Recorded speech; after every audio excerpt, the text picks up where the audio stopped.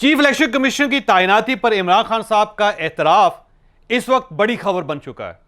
मैं देख रहा था कि शायद ही कोई टेलीविजन चैनल हो जिसने तकरार प्रोग्राम का वो हिस्सा प्ले ना किया और इमरान रियाज साहब के साथ इमरान खान साहब की जो गुफ्तगू थी वो किसी ने ना सुनाई हो।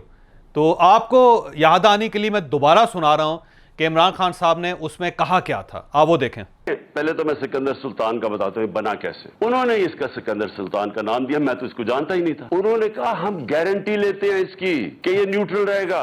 इसमें इमरान खान साहब क्या कह रहे हैं? इमरान खान साहब इसमें कह रहे हैं कि सिकंदर सुल्तान राजा साहब का नाम न्यूट्रल्स ने दिया था और न्यूट्रल्स ने यकीन दहानी करवाई थी कि ये न्यूट्रल रहेंगे।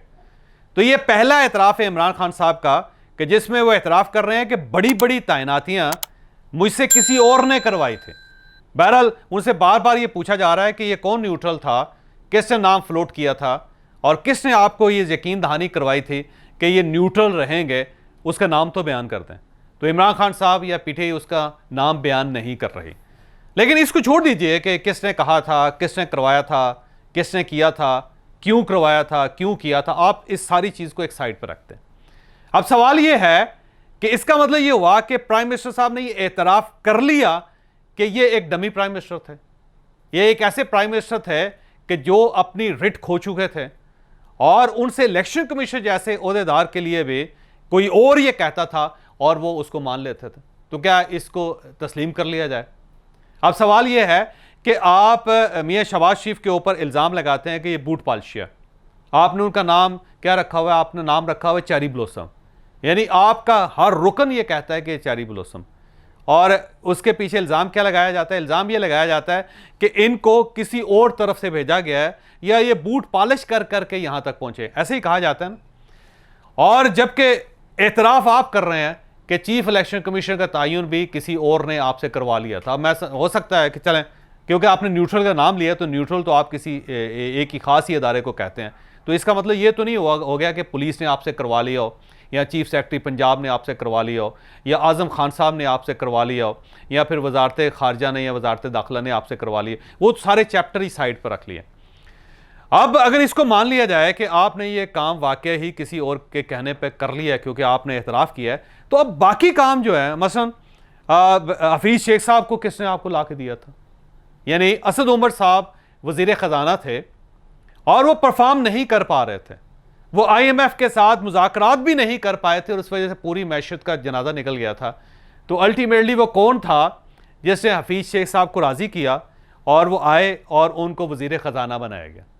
अब आप ये भी बता दें कि क्या ये फ़ैसला आपका अपना फ़ैसला था? ज़फ़र मिर्ज़ा साहब जिनको मशीर सेहत बनाया गया था, ये तो मुल्क से बाहर होते थे।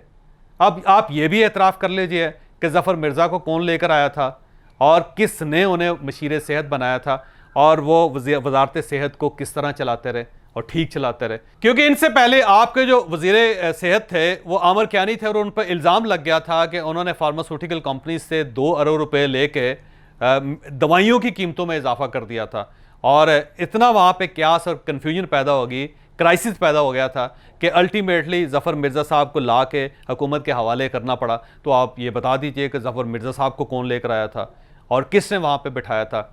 इसी तरह शहरयार अफरीदी वज़ीर दाखिला थे और वो वज़ीर दाखिला की हैसियत से जो कुछ उन्होंने किया वो सब लोगों के सामने है। और उस वक्त एक वजारत दाखिला के अंदर बहुत बड़ा क्राइसिस पैदा हो गया था और उस वक्त एजाज शाह साहब, ब्रिगेडियर एजाज शाह साहब को वज़ीर दाखिला किसने बनाया था? आप ये भी बता दीजिए। और आप ये भी बता दीजिए कि एजाज शाह साहब को हटा के शेख रशीद साहब को वज़ीर दाखिला किसने बनाया था? आप ये भी बता दीजिए। लिहाजा ये सिर्फ एक तैनाती या तकर्रुरी नहीं है, आपको बाकी तकर्रुरियाँ और बाकी तैनातियाँ भी आपको बतानी पड़ेंगी।